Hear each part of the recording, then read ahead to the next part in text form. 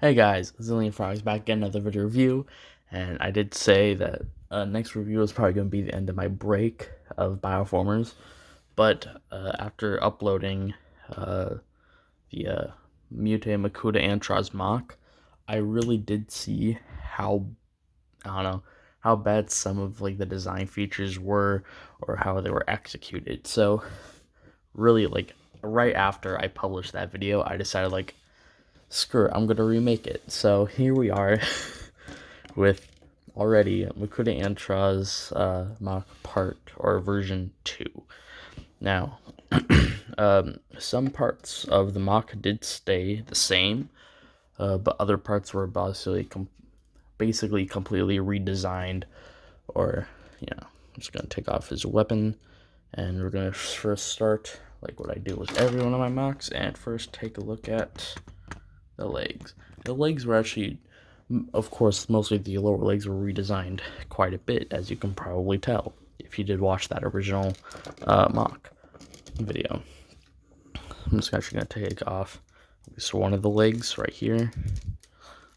Set the whole other rest of the mock aside. So, yeah, here is one of the legs. Of course, the lower legs did get the most reworked. Upper legs, all I did was actually change this piece. It used to be just the normal size one, the one like this, but I did change it to make it a little bit longer. It just helps with the overall design. And of course, lower legs. Basically, all the features are still there. I still have the old armor piece right here, right on to the big Technic bar. Still has the original foot, but just the design aspect of it is just so much more slim. It's so much more, just more cohesive. Because I do have on the offside around here is my laptop, and I am looking at the legs right now.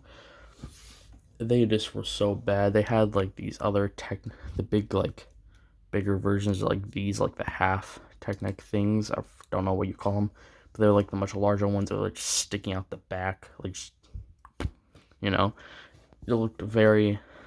Of course, also the one of the legs also had the like light gray version of the bar rather than the normal black, where they both have black now, and also they had, instead of a black piece of this, they had like this weird burnt brownish orange that you come from like kind of like from like the new Pohatu sets that it comes with, but you can tell it's black, has black, gray, and then this brighter red here.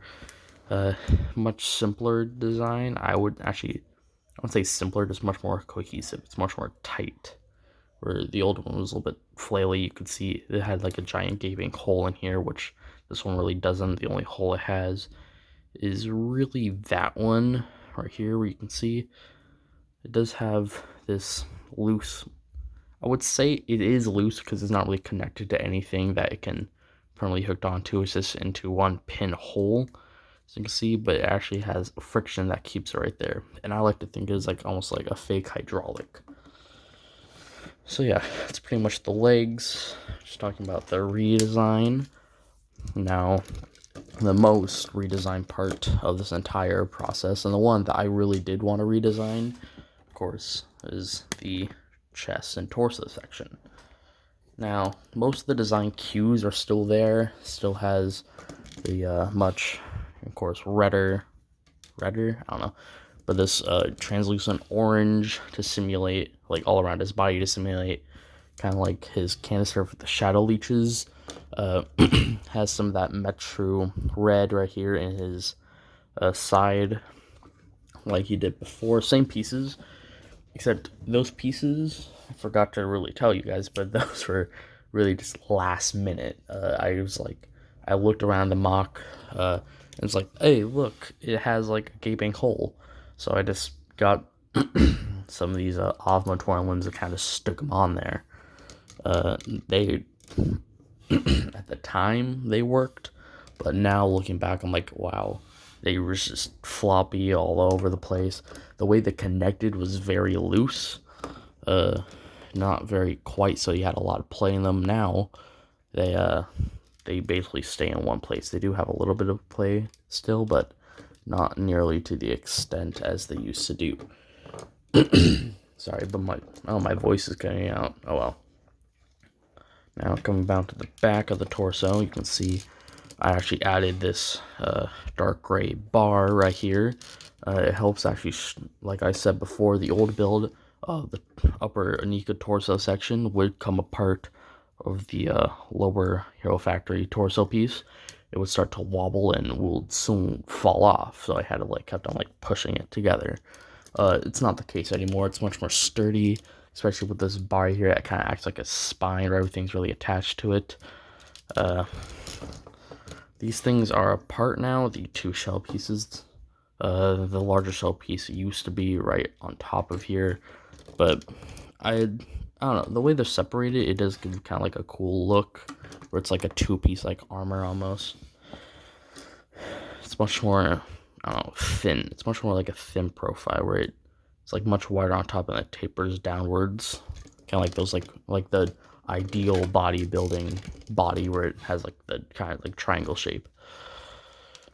I forgot to actually tell you that the way they're connected now is not just from these two pieces and then it's a big long axle bar piece, but they're actually hooked on. You see this little stopper axle into the actual torso. I'm actually going to take apart this bit. You can see that it runs all the way into the front chest cavity. Makes it much more sturdy, keeps its shape a lot better. There we are. You do see this red bit. It was really just going to fill out space there, but I actually think it looks cool. It gives an extra bit of design aspect. Even though it is different, a different color red, I do have the same color red right here, right there, and also the red axles. It does kind of, I don't know, break it apart a little bit. Now, coming to the arms. Arms are actually, took off one of the wings, but the arms were probably the least bit designed or redesigned. They're the same exact arm. The only design changes is the actual shoulder armor for it. Now, the shoulder armor has the same concept as its, where I just wanted to add a bit more metro red into the color scheme, and just chose one of the foot pieces and stuck it on there. But now the foot piece is actually stuck on into the center of the actual Hero Factory piece. It was usually off center. I think it was a little bit lower than it really should have been, but now it is in center. It does have a little bit more let's say, I don't know, pieces that does kind of stick out, but I was using black pieces. Also, it does fit the color scheme much better, and it just looks better, Other than that, arms exactly the same, really nothing to it. Way the head attaches, same way, has an extra bit of posability,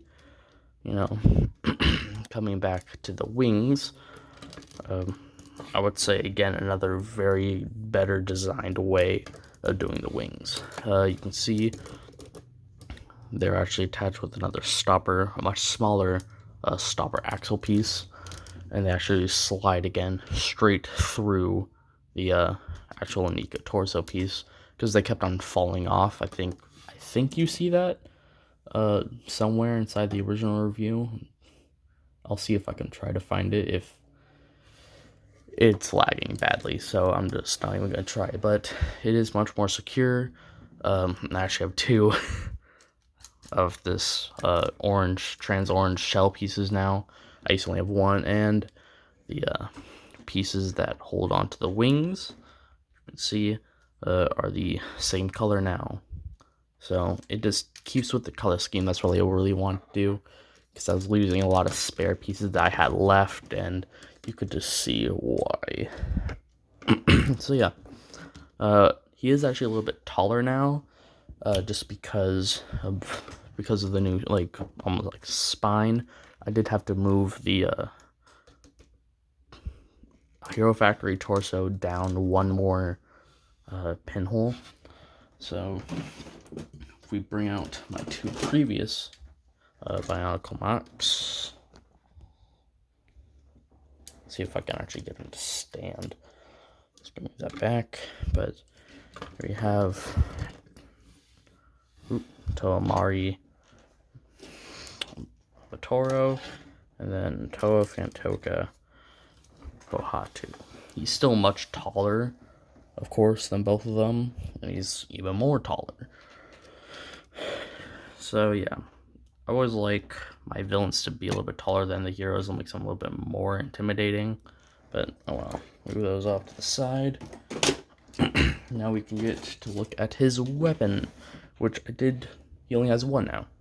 And it's, I don't know, I thought 2 stats a bit over it, but now actually I found a way.